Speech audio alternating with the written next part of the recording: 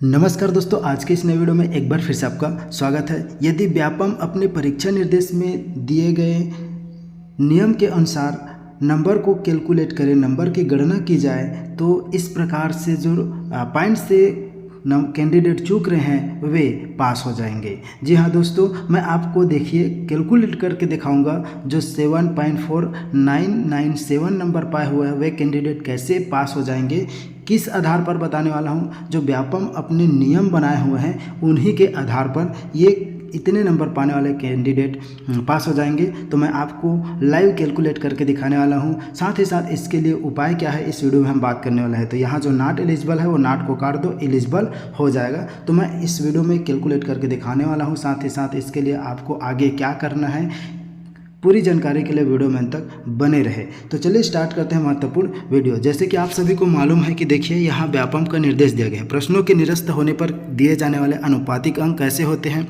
तो देखिए उदाहरण के लिए 150 प्रश्नों के प्रश्न पत्र में, ठीक है, आप सभी का 150 नंबर का पेपर हुआ।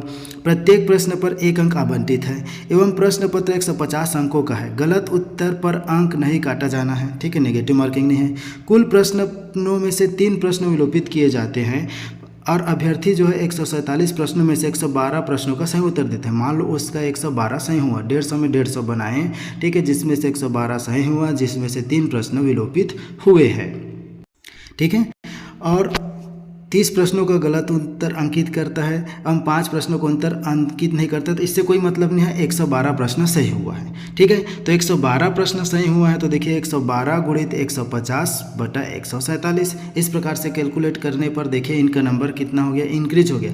क्वेश्चन कितना सॉल्व किया, 112। व्यापम द्वारा 3 क्वेश्चन विलोपित किया गया जिसके लिए उसको नंबर मिल गए 2.28 नंबर मिल गए। तो व्यापम को इसी के आधार पर कैलकुलेट करना चाहिए, लेकिन व्यापम इसके आधार पर कैलकुलेट नहीं करता है। किसके कैसे कैलकुलेट करता है तो आप देख सकते हैं, अलग अलग कैलकुलेट करता है, ओवरऑल कैलकुलेट नहीं करता है। तो देखिए जैसे ये आपका फर्स्ट पार्ट है पेडागॉजी, सेकंड पार्ट है हिंदी है। तो हिंदी में देखिए कैसे कैलकुलेट किया है, हिंदी में 3 क्वेश्चन विलोपित हुए हैं, ठीक है, तो हिंदी का अलग कैलकुलेट किया है, ठीक है। उसके बाद आप देख सकते हैं फिर से आप नेक्स्ट पार्ट है आपका जो सोशल है, ये किसके लिए है, सोशल स्टडीज़, सोशल साइंस वाले हैं। तो सोशल साइंस में 1 क्वेश्चन विलोपित हुए हैं, ठीक है, सोशल साइंस में 1 क्वेश्चन विलोपित हुए हैं और इसमें 3 क्वेश्चन विलोपित हुए हैं। तो देखिए बाकी में विलोपित नहीं हुए, उसमें तो पार्शियल मार्किंग नहीं मिला हुआ है, ठीक है। अब देखिए तो इनको ऐसे विलोपित नहीं करना, ऐसा नहीं करना चाहिए। ओवरऑल नंबर बनाने के बाद जो है ओवरऑल क्या करना चाहिए,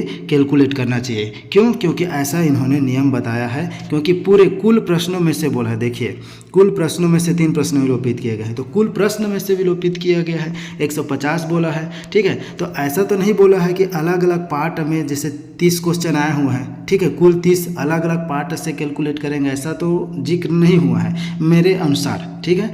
तो देखिए इसी के आधार पर मैं आपको कैलकुलेटर करके दिखाता हूँ कि ये कैंडिडेट देखिए पास हो जाएंगे, ठीक है। तो चलो कैलकुलेटर निकालते हैं। नंबर को ध्यान रखेंगे, देखिए इनको कितना कितना नंबर मिला हुआ है।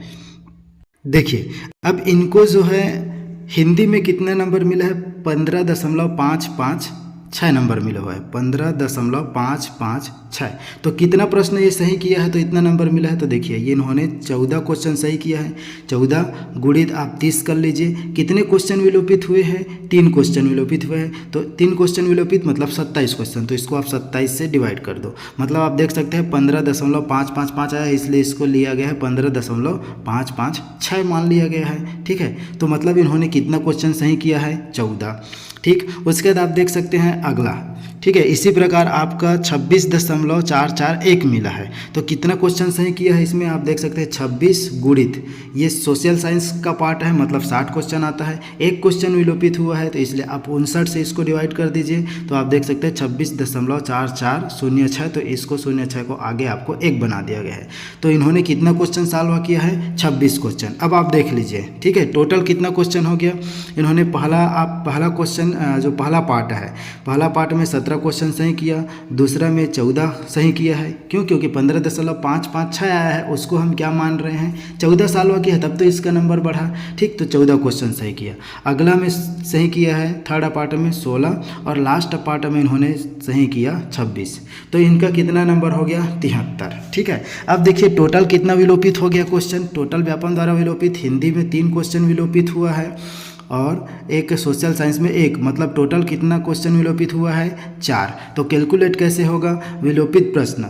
ठीक है, अब देखिए तो टोटल इतना बन रहा है ना, अलग अलग पार्शियल मार्किंग कर रहा है, इसलिए इसका 74.997 आया है। लेकिन देखिए 74, लेकिन एक साथ कैलकुलेट करेंगे तो देखिए ये पास हो जाएगा। अब देखिए इसका कितना क्वेश्चन सही हुआ, 73 है ना, जो हम कैलकुलेट करके आपको दिखाए। 14 सही हुआ था इसलिए इसको 15.55 मिला और 26 सही हुआ था इसलिए 26.44 हुआ। ठीक है, कैलकुलेट आप देख चुके। अब देखिए 73 नंबर इसका सही हुआ है। आपने नियम देखा है कि जितने प्रश्न सही होते हैं उसमें टोटल को मल्टीप्लाई करता है, तो टोटल कितने का हुआ है, 150 का हुआ है। उसके बाद आप देख सकते हैं क्या डिवाइड किससे करते हैं, टोटल क्वेश्चन में से जितने विलोपित होते हैं। तो 4 क्वेश्चन विलोपित हुआ, मतलब कितना हो गया, 146। तो अब इसको आप किससे डिवाइड कर दो, 146 से आप इसको क्या कर दो, डिवाइड कर दीजिए। तो देखिए 75 नंबर। तो ये कैंडिडेट क्या हो जाएंगे, पास हो जाएंगे। अगर व्यापम जो अपना निर्देश दिया गया है उसके अनुसार काम करेंगे तो ये इतने नंबर वाले कैंडिडेट जो मैं आपको दिखाया हूँ वे कैंडिडेट पास हो जाएंगे। लेकिन इनका नंबर कितना बढ़ रहा है देख सकते हैं, 74.997। तो व्यापम को मेरे ख्याल से अलग अलग पार्शियल अलग अलग नहीं करना चाहिए। देखिए इसको 17 है तो 17, इसमें 14 क्वेश्चन सही हुआ है तो इसका 14, इसमें कितना 26 हुआ है।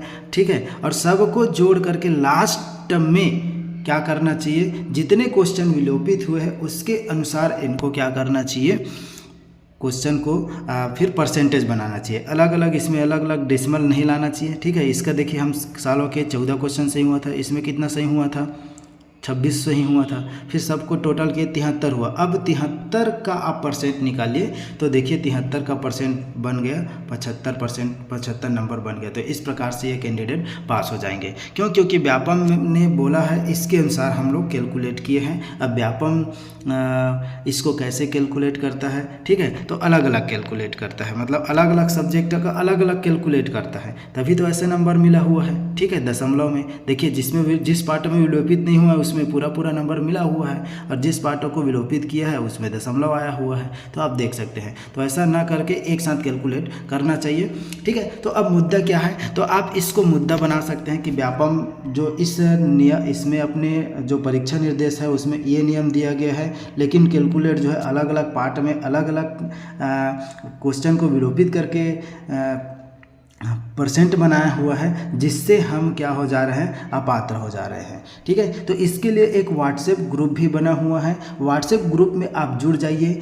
व्हाट्सएप ग्रुप का लिंक आपको डिस्क्रिप्शन से मिल जाएगा। उस ग्रुप में सभी लोग एक साथ मिल करके जो है कोर्ट का शरण ले लीजिए, कोर्ट में याचिका दायर कर दीजिए कि ऐसे ऐसे कैलकुलेट हुआ है जिसकी वजह से हम पॉइंट से चूक रहे हैं। और साथ ही साथ आप लोगों को ये भी मालूम है कि गद्यांश में भी क्वेश्चन को जो है विलोपित किया गया है, क्रम आगे पीछे हो गया है, तो उसमें भी आप जो क्वेश्चन गलत नहीं हुआ है उसको भी विलोपित कर दिया गया है। क्योंकि आप सभी को मालूम है, देखिए इस प्रकार से अगर व्यापम क्वेश्चन विलोपित कर सकते हैं, लेकिन प्रश्न की संरचना ही गलत नहीं है। ठीक है, आपने उन्हें उस क्वेश्चन को पढ़ करके टाइम वेस्ट किए, ठीक है, और आपने सही बना भी लिए और उसमें नंबर जो है उस प्रश्न को भी विलोपित कर दिया गया, तो उसमें भी आप जो है दावा कर सकते हैं। तो इस प्रकार से आप ग्रुप में जुड़ जाइए, ग्रुप में डिस्कस होगा, उस ग्रुप में डिस्कस करके आप जो है कोर्ट में सभी लोग मिल करके याचिका दायर कर दीजिए। वहाँ से कुछ हल निकल जाए तो आप लोगों के लिए अच्छी बात है, और आप मेहनत करेंगे तो ज़रूर आपको सोल्यूशन मिलेगा। हर समस्या का समाधान होता है। ठीक है, तो इसमें ये कोई बड़ी बात नहीं है, क्योंकि व्यापम ये भर्ती के लिए तो नहीं है, ये तो केवल एलिजिबल के लिए है। तो ऐसा बात भी रख करके आप लोग जो है वकील से मिल करके केस दायर कर सकते हैं। तो लिंक आपको डिस्क्रिप्शन में मिल जाएगा व्हाट्सएप ग्रुप का, वहाँ जा कर के आप ज्वाइन हो जाइए। तो यही अपडेट, यही जानकारी आप लोगों तक शेयर करना था। और साथ ही साथ यदि आप हमारे चैनल में भी नए हैं तो आप चैनल को सब्सक्राइब करके रख सकते हैं, ताकि इसी प्रकार के नए नए अपडेट आपको हमारे चैनल के माध्यम से मिलता रहे। तो आज के लिए बस इतना ही, मिलते फिर से एक नए वीडियो के साथ। Thank you for watching. जय हिंद, जय भारत, जय छत्तीसगढ़।